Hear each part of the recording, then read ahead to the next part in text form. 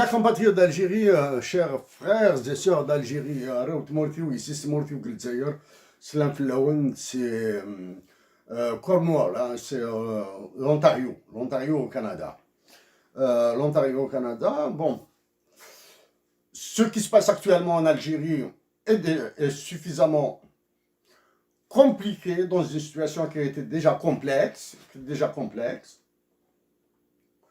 Dans mon intervention de ce jour, je mettrai bien sûr les formes de respect, de correction, etc. Mais il y aura toujours cet appel à la paix, à la solidarité avec les soldats de la ANP, soldats de la ANP, surtout ceux qui sont aux frontières, parce qu'il y a un conflit terrible entre l'Algérie, le Mali et le Niger. Bon, il faut tout faire pour éviter un autre conflit à venir.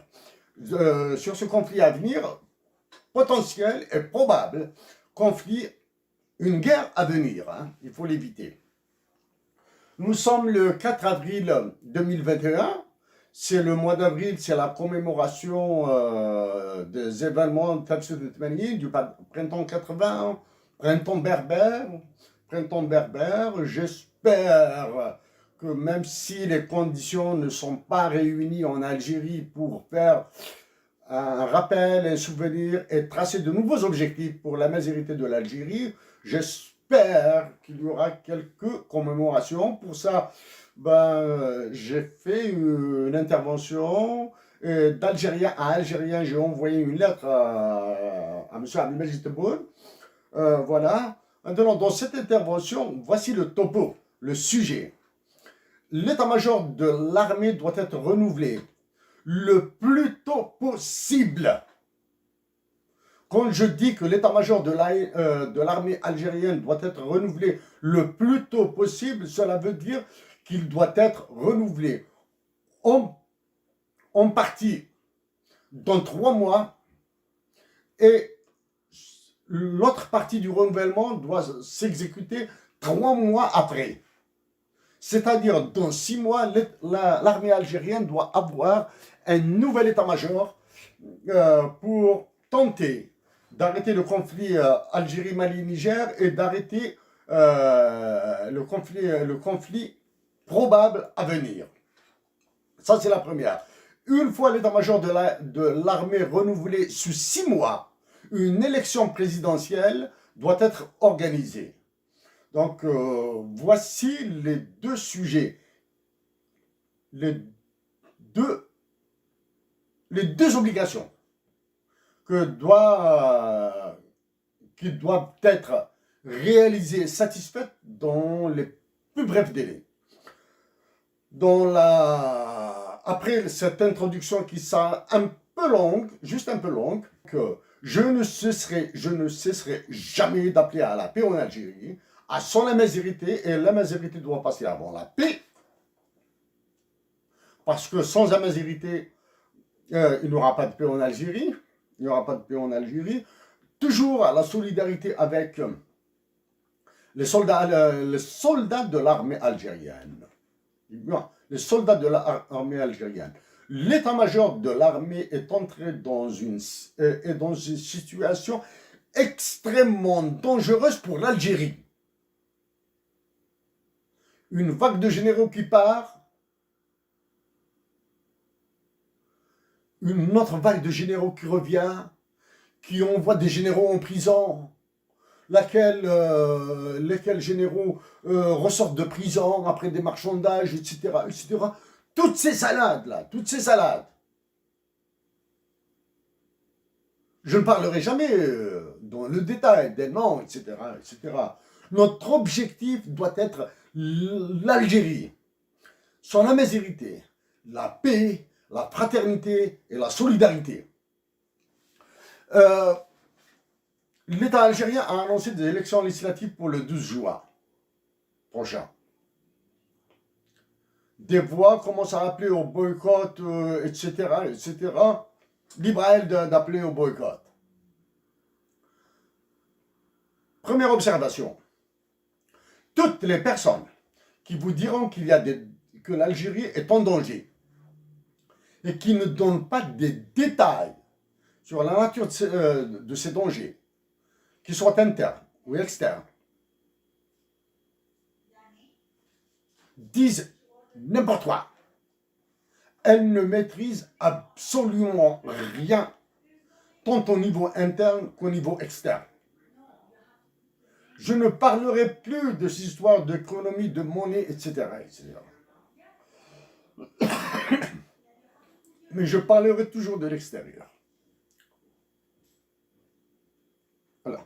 Donc, moi, personnellement, j'ignore, hein, bien sûr, j'ignore si des cours sur la mathématique du vote sont dispensés dans les universités algériennes. J'ignore si les résultats de cette mathématique des votes est enseigné dans la théorie des jeux dans les universités algériennes. J'ignore tout de ça. Ce qui est certain, c'est que moi, durant mes siècles d'études universitaires, j'ai appris la théorie mathématique du vote, je connais les théorèmes des impossibilités, etc., etc., etc. Oui, j'ai le vote, comment est-ce qu'on peut jouer dans des jeux extrêmement durs, ça je le sais. Personnellement, j'appelle à un vote massif. Je le répète, j'appelle à un vote massif pour les élections législatives prochaines si l'état-major de l'armée n'est pas renouvelé et si une élection présidentielle n'est pas annoncée, laquelle élection présidentielle, bien sûr, va suspendre l'élection législative. Dans le cas où un renouvellement de l'état-major n'est pas annoncé, une élection présidentielle n'est pas annoncée, et que les élections législatives sont maintenues pour le 12 juin, il faut y aller voter massivement. En quelques mots, 0% de participation ou 100% de non-participation signifie exactement la même chose. Elles n'ont aucune influence sur le résultat du vote.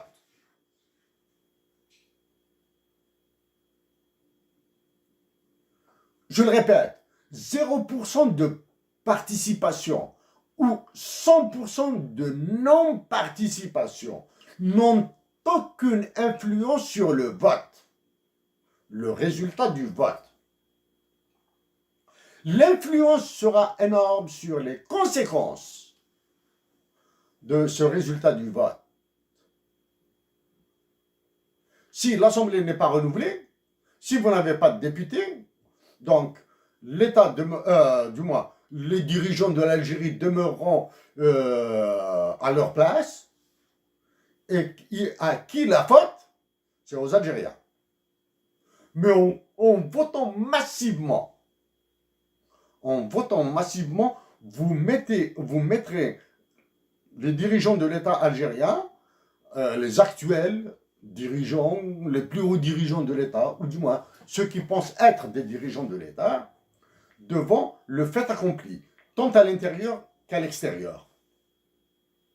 Ils seront obligés d'aller vers une gestion décrétatoire ou par ordonnance. C'est-à-dire, vous allez les dépouiller de la légitimité populaire. Voilà. À l'occasion, bien sûr, je pourrais donner un cours sur ça, hein, sur le vote, sur les stratégies de vote, sur les différentes stratégies d'un résultat du vote dans un jeu complexe, qu'il soit simultané ou séquentiel, peu importe.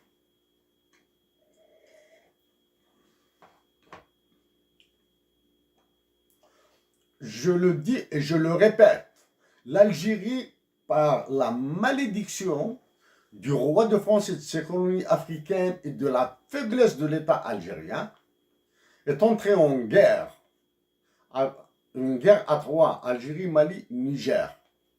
Récemment, j'ai saisi le président de la Commission de l'Union africaine, je lui ai dit de préparer des camps de réfugiés dans le désert commun à ces trois pays. Après l'élection présidentielle du Niger, à peine, même pas un mois, il y a eu une tentative de coup d'État. Les populations du nord du Niger sont abandonnées. Au Mali, des voix s'élèvent contre l'accord dit d'Alger de 2015. 2015, oui, c'est ça. Sur lequel je vais dire 3 ou 4 mots. L'accord d'Alger.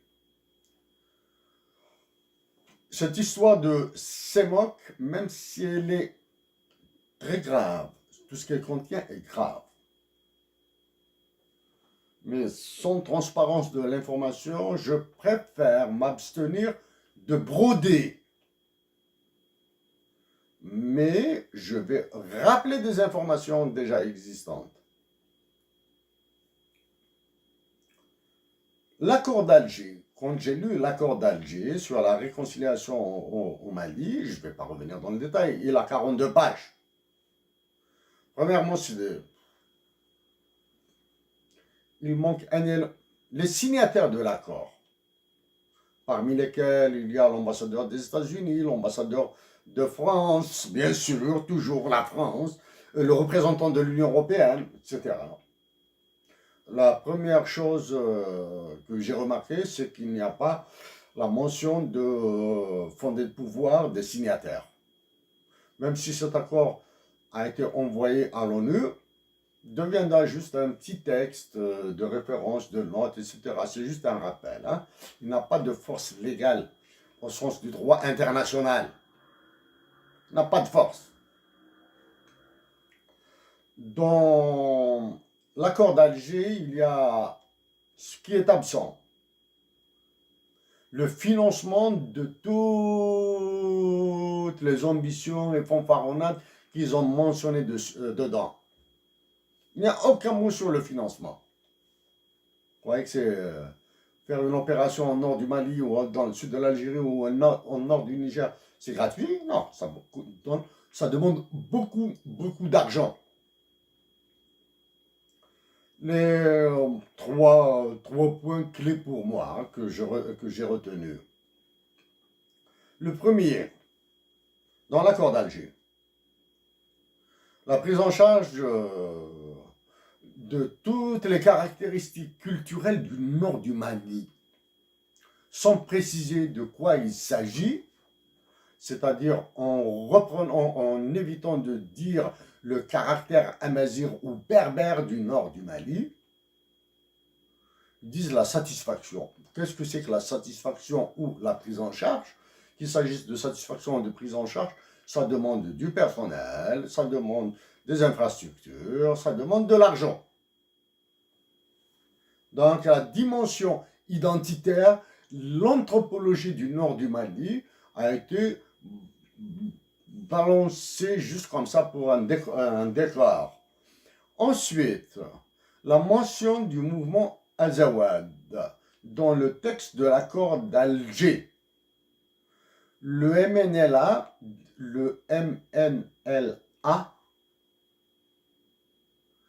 Mouvement National de Libération de l'Azawad, dit connu sous le nom de l'Azawad. Les deux, l'expression connue ou désignée sous le nom, c'est une insulte. C'est une insulte. C'est-à-dire on ne vous reconnaît pas. Ça. Le troisième terme, justice transitionnelle. Je répète, il est mentionné qu'un processus de justice transitionnelle sera mis en œuvre. Sur le mot justice, c'est tout le monde qui sait ce que signifie la justice. Quelles sont les lois qui doivent s'appliquer dans ce système juridique? Chacun peut penser ce qu'il veut là, hein? Ça dépend des pays. Mais le mot transitionnel, à la place du mot transitoire, Transitionnel, ça veut dire qu'on garde le même système de justice que nous allons améliorer un petit peu. Transitoire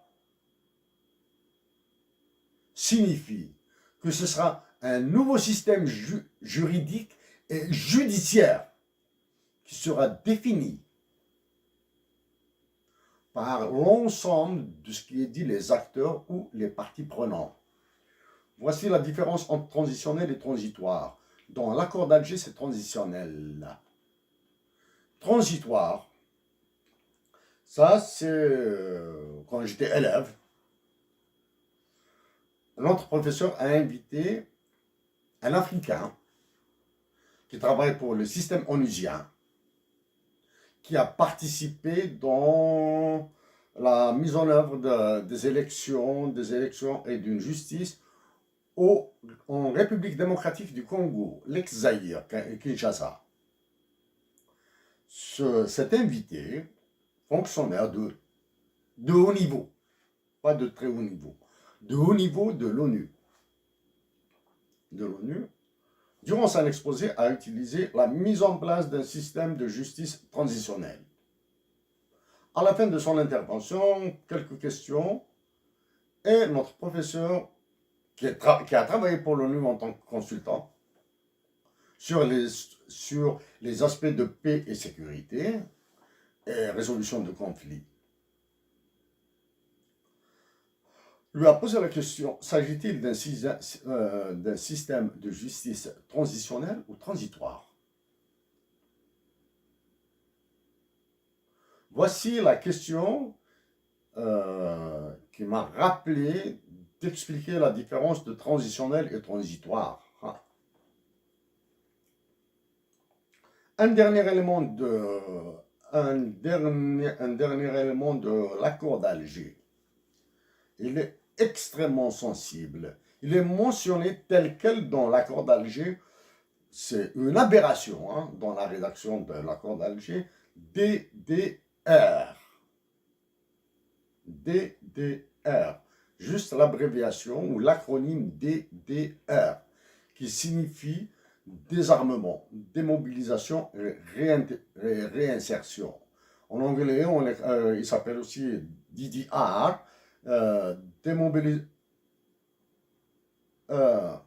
Disarmament, Demobilization and Reintegration. C'est un processus qui entre dans un processus global de l'instauration de la paix. Il y a bien sûr ce qu'on appelle les peace building, les peacemaking. Ensuite viennent les DDR and so. Cet aspect dit DDR mentionné dans l'accord d'Alger, sans aucun détail, est lui-même une guerre. Parce qu'en rappelant que l'Algérie, le Mali et le Niger sont en guerre, le DDR sont mis en œuvre est lui-même une guerre.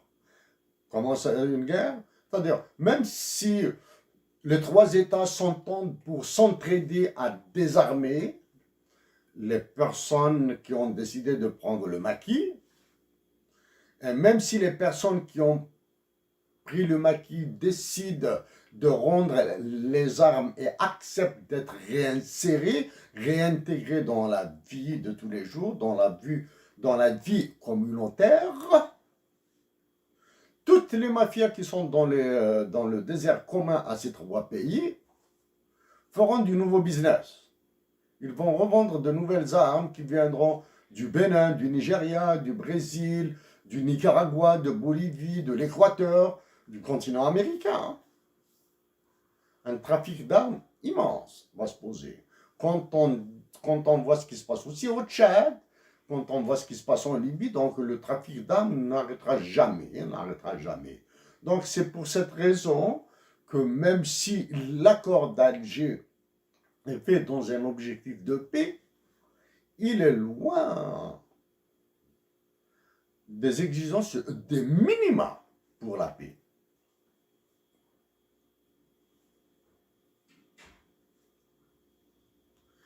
aussi longtemps que je pense que ce que je fais est bon pour ma patrie, je continuerai à le faire. Il est hors de propos que je réagisse à certaines bassesses médiatiques.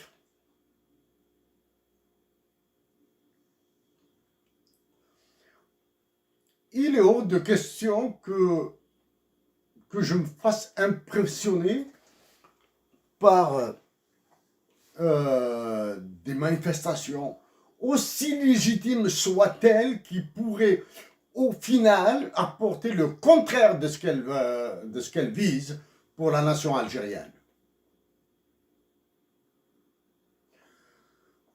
Chers compatriotes d'Algérie, si vous en avez marre de la dictature, moi aussi j'en ai marre. Mais les manifestations qui se déroulent actuellement en Algérie viennent intégralement de l'étranger, je le dis et je le répète. Au début de ces manifestations, j'ai contacté quelques figures à qui je rappelle que ces histoires de printempisation, etc., moi, je les ai étudiées à l'Université de Montréal dans mes cours de coopération internationale en 2011.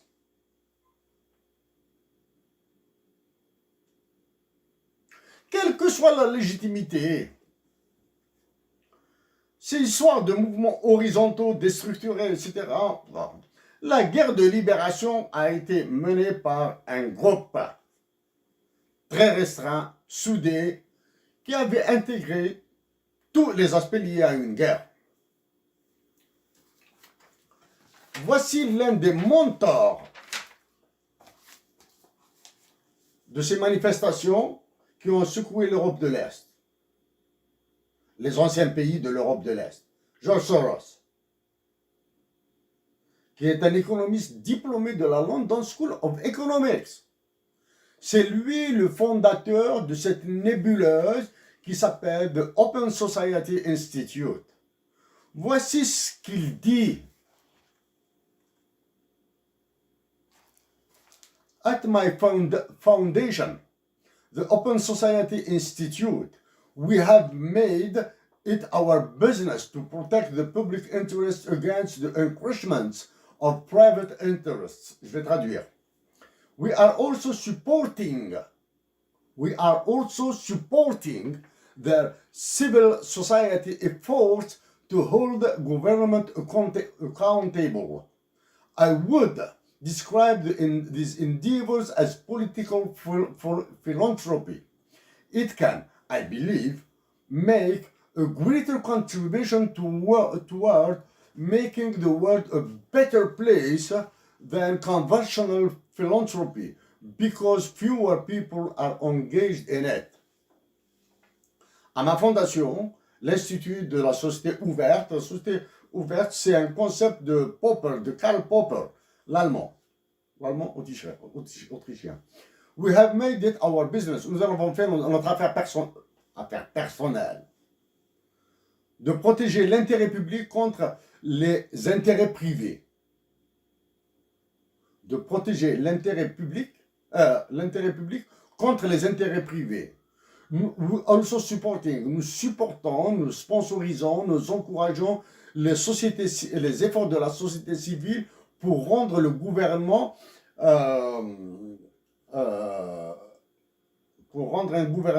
comptable de ses actes. C'est-à-dire, il doit faire une reddition des comptes. I would describe these endeavors as political philanthropy. Je décrirais ces efforts comme étant de la philanthropie politique. Ce que vous imaginez de la philanthropie politique? Ça pourrait, je pense, make a greater contribution, apporter une grande contribution toward making the world a better place. Je pense, ça c'est Soros qui parle, hein, c'est pas moi, que avec ces efforts nous allons faire du monde une place où il ferait mieux, il serait bon de vivre que la philanthropie conventionnelle. La philanthropie conventionnelle, c'est de l'argent qu'on donne à des associations comme le fait Bill Gates. Parce que peu de personnes sont engagées dedans. Qu'est-ce qu'il a? Qu'est-ce qu'il ajoute?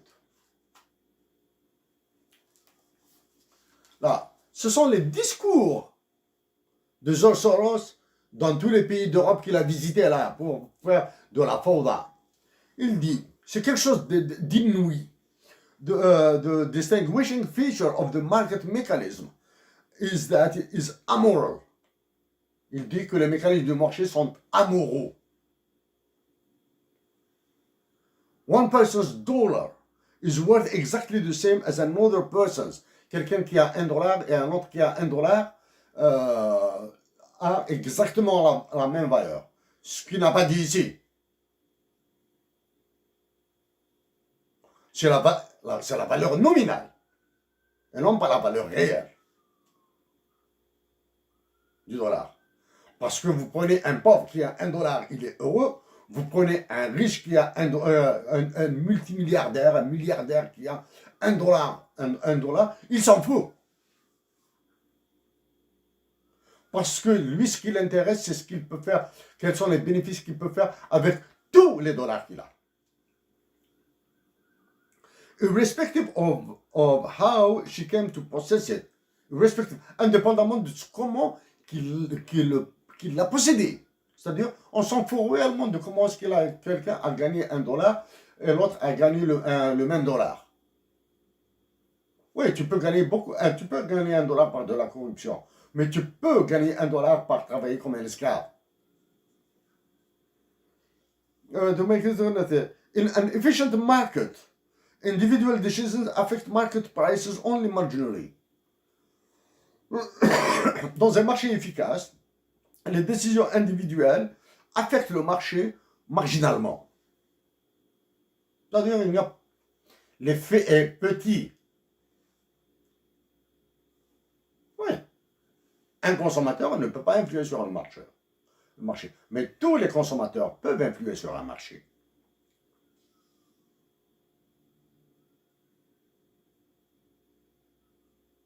Therefore, individual markets participants bear little responsibility for the outcome. Donc voilà, c'est cet horrible discours qui vous fait marcher. Bon. Nous allons venir maintenant aux dernières informations en rappelant celles-ci.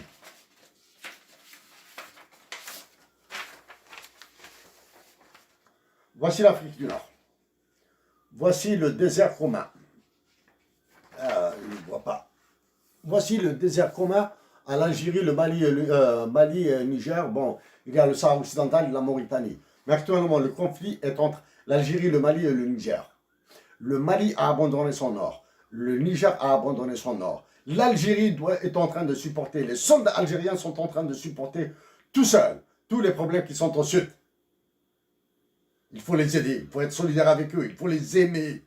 Simplement, il faut les aimer. Sur l'aspect économique de ce qui se passe là-bas, j'en ai déjà parlé. J'ai pas envie de reprendre la dernière sottise sur les banques à ouvrir en Afrique. Voici les forces américaines d'appui qui se trouvent en Afrique. Voici les forces américaines qui se trouvent, les forces américaines permanentes en Afrique. C'est un document déclassifié du ministère du Pentagone américain. Avec ce qui se passe actuellement au niveau de l'état-major, il lui est impossible de coordonner les efforts nécessaires pour protéger l'armée algérienne, pour protéger le territoire algérien. Et dans ma dernière lettre au président de l'Union de la Commission africaine, je lui ai dit qu'il faudra préparer des camps de réfugiés dans le désert commun à ces trois pays. Dernière information, bien sûr, de qui vient-elle? C'est du roi de France et de ses colonies africaines, le président Emmanuel Macron. Emmanuel Macron, pour vous le résumer, depuis 2016 que je suis avec lui dans toutes ses actions internationales. Ses salades françaises, c'est son affaire. Mais dans ces salades internationales, je suis avec elle. Du moins, je le suis. Le dernier coup qu'il a reçu vient des États-Unis d'Amérique avec la nouvelle administration américaine. Voilà. 3 000 milliards de dollars comme étant un premier jet financier. C'est ce qu'on appelle un big push financier pour l'économie verte aux États-Unis. La France ne peut pas faire 3 000 milliards de dollars d'injection dans son économie.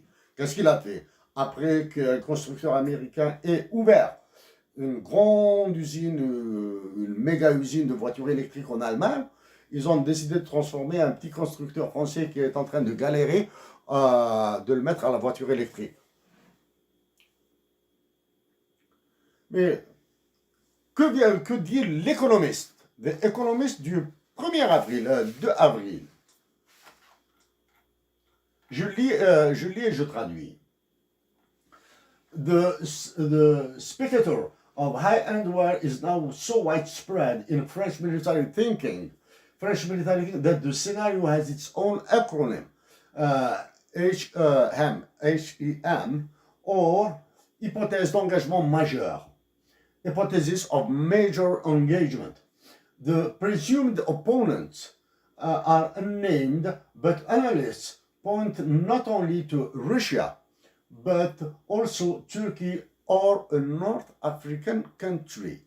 Je traduis, le spectre d'une guerre de très haute intensité est de nos jours si répandu dans la pensée militaire française que le scénario s'est doté de son propre acronyme, HEM pour hypothèse d'engagement majeur.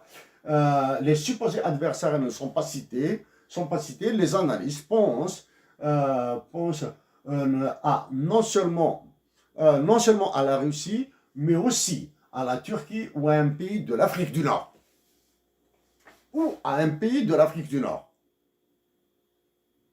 Quel est ce pays de l'Afrique du Nord? Est-ce la Tunisie, le Maroc ou bien les pays du Sahel qui sont déjà occupés par la France? Non. Là maintenant, il faut faire très attention à ne pas faire des déductions hâtives. Pas faire de déduction hâtive. Il suffit d'un attentat télécommandé de l'étranger, un attentat à Hassim Saoud ou à Ain Menas ou quelque part dans le sud algérien, et l'Algérie va s'embraser. Ils vont dire que c'est le terrorisme, etc., etc. Ils vont trouver des accusés, des coupables, ils vont citer des noms, tout ce que vous voulez là. Mais l'Algérie va tomber. Est-ce la Turquie? Oui, la Turquie est devenue maintenant la ligne rouge, après la chute du mur de Berlin. C'est la Turquie qui est devenue la ligne rouge entre l'Occident et l'Orient. Parce que la France peut aller sur la Turquie, même s'il y a des problèmes terribles en Méditerranée, avec ce qui s'est passé au canal de Suez, plus le détroit d'Ormuz. Au nord, il y a le cas du détroit de Bering, au pôle Nord, qui est très très sérieux là-bas. Ça chauffe très sérieusement là-bas. Ça. Est-ce que la France va s'amuser à attaquer la Turquie? C'est un autre cas de figure. Mais il ne faut pas tirer de conclusions hâtives. Point not only to Russia, la Russie. Est-ce que la France peut agresser la Russie? D'aucuns, rapidement, ils vont dire que oui, que non, que la Russie va faire une bouchée de la France avec la Russie avec ses missiles supersoniques, hypersoniques, avec ses avions de chasse, etc. Non. Ce genre de raisonnement ne tient pas la route en relations internationales. Et tout dépendra des gains qu'envisage qu'attend la France. Si la France pense gagner en perdant des soldats, de l'armement, tout ce que vous voulez là, hein, si la France pense gagner 1500 milliards de dollars, nous répétons, je répète, 1500 milliards de dollars en attaquant la Russie et en se faisant appuyer par ses autres alliés, oui, ça vaut le coup. Ça vaut le coup pour la France. Ils vont pas quelques soldats, des problèmes, etc. sur le long terme, sur le court terme, le moyen terme, le long terme, etc. Mais 1500 milliards de dollars permettront à la France de rembourser sa dette souveraine qui s'élève à plus de 2400 milliards de dollars. Il ne faut jamais oublier que le roi de France et de ses colonies africaines, le président Emmanuel Macron, il a le diabolisme et le machiavélisme du cardinal Richelieu. Il a la fougue et la rage de Robespierre, l'instigateur du génocide de Vendée. Le président Emmanuel Macron a mis dans un pétrin inextricable l'Algérie. L'unique voie de sortie, d'abord, ce sont les Algériens qui doivent protéger la patrie et les soldats algériens. Deuxième, que l'état-major se renouvelle et qu'une élection présidentielle anticipée s'organise dans la mesure où, dans les précédentes campagnes électorales pour la présidence de la République, il y a eu des candidats. Donc les candidats, on n'en manque pas. Mais malheureusement, bon, je préfère ne pas y aller sur ce sujet-là, sujet de candidature. Chers compatriotes d'Algérie, arrêtez les manifestations, parce que chaque manifestation en plus est une décision qui vient de la Banque centrale, la chambre à gaz de l'Algérie, et quel est ce général qui les protège? J'ignore. Quel est ce général qui leur donne des garanties pour, en votant une loi sur la décriminalisation de l'acte de gestion? Chers compatriotes d'Algérie, la paix, ça. Arrêtez ces manifestations. 3. La majorité de l'Algérie. Et il faudra poser dès à présent, pacifiquement, des garanties exigées des déclarations officielles que des frais de scolarité ne seront pas introduits en Algérie et que la tarification de l'acte médical ne sera pas tarifée en Algérie. Ce sont des sujets que j'ai traités, que ce soit dans des publications, dans des papiers plus détaillés, plus analytiques, il y a de la théorie, il y a beaucoup d'explications, soit sur mondialisation.ca ou bien dans d'autres interventions qui sont diffusées sur le web. Mes chers compatriotes d'Algérie, mes chers compatriotes d'Algérie, mes chers compatriotes d'Algérie, notre patrie est l'unique terre au monde à être appelée la Mecque des révolutionnaires.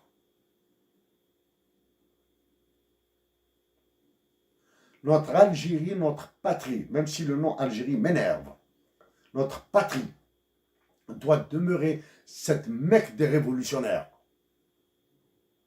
Et ce sont les Algériens qui doivent mener une nouvelle révolution.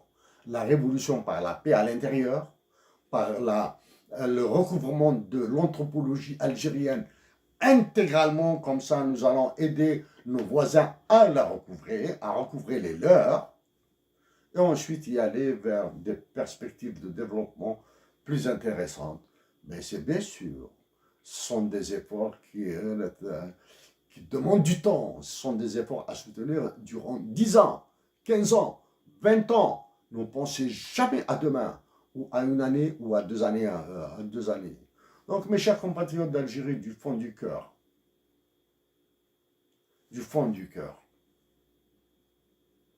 protégeons notre patrie en arrêtant les dégâts. Et vous avez toute mon amitié de Cornwall, en Ontario, Canada.